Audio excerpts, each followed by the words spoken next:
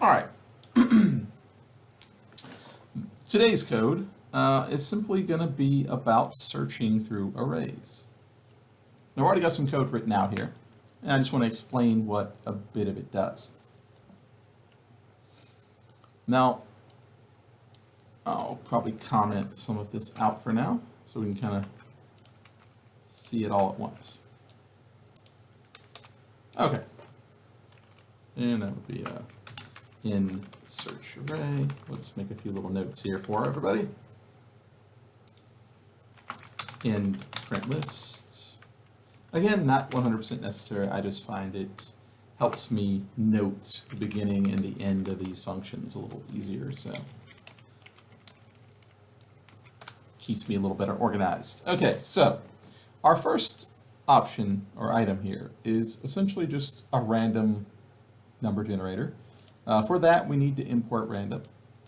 And what we're going to do is pass a list, an empty list that I've created here, up to this, and it's going to fill it with random numbers from 0 to 100.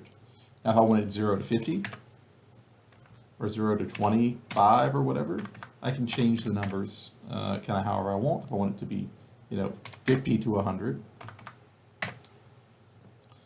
Now, the list is the list that I'm going to fill, and this is how big I want that list to be.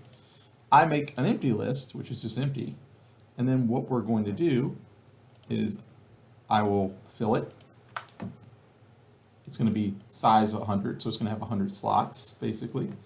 And then I can print it, so we can see it actually get filled. So I'm simply just going to run this, and you'll see over here, there we go, it filled it with random numbers. Now I'm using the .append to add things to it, and then the random randint to make a random number get added to my list. So this will go, my for loop here, will go 100 times. If I change this to 50, it'll go 50 times. If I change it to 20, then this loop will go 20 times and add 20 items to it, essentially like that. Now I do have a print list here, but I don't really necessarily need it. I could just technically just say print this right here in that line.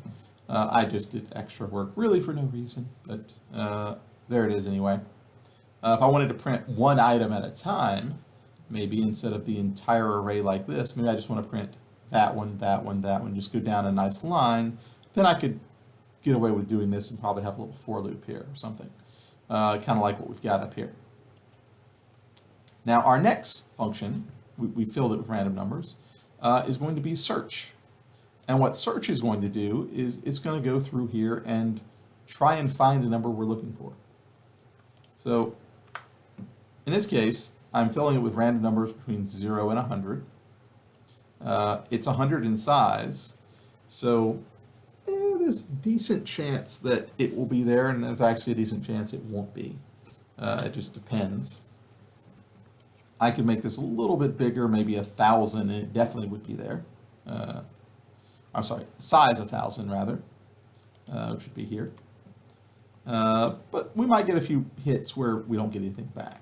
But what my search array or search list is going to do in this case, I'm going to pass it the thing I want to search, the list, and then I'm going to tell it the number I want to find. So I have a little for loop, and this is going to go from 0 to whatever the size of my list is. That's what len fill list means. If my list is 50, it'll go 50 times. If it's 10, it'll go 10 times.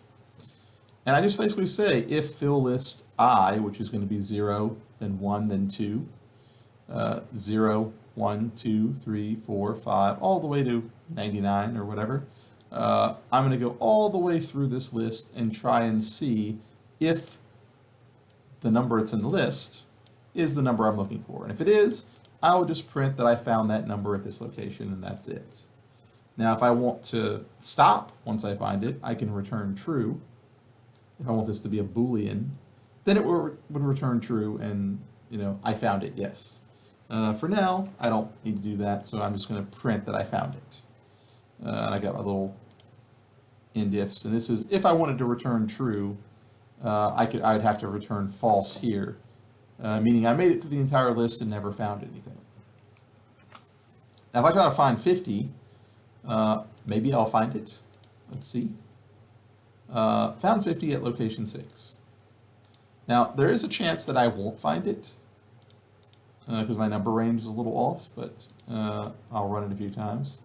Found it at a different place this time. And if I don't find it, what's going to end up happening is this. Nothing. Because I don't have any contingency here. If I make it through the for loop, I don't have anything checking to see if I found it or not.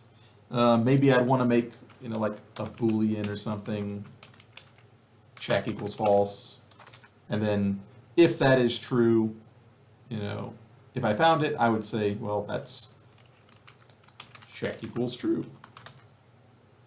And then at the end of this, I could print, if check is true, then print. Or I should say, if check is false in this case, print can't find it, or something to that effect. So I can do that. I can put a little print in there if I want to. Of course, if I don't do this correctly, then of course I can't, but that would be kind of what I want to do. Undo that. I have to glance back at how my, let's comment you out. For what we're doing, we don't need to. We're just simply going in here and printing that we found it.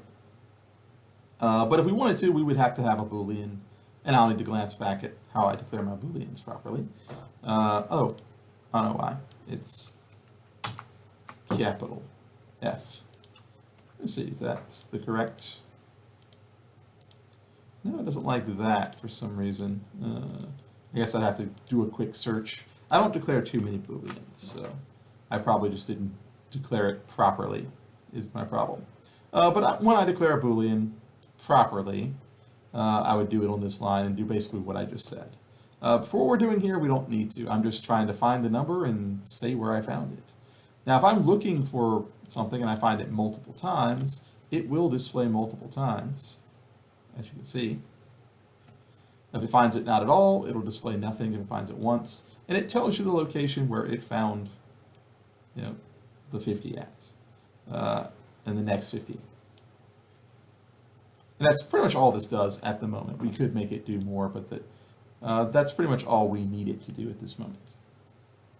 And there you go.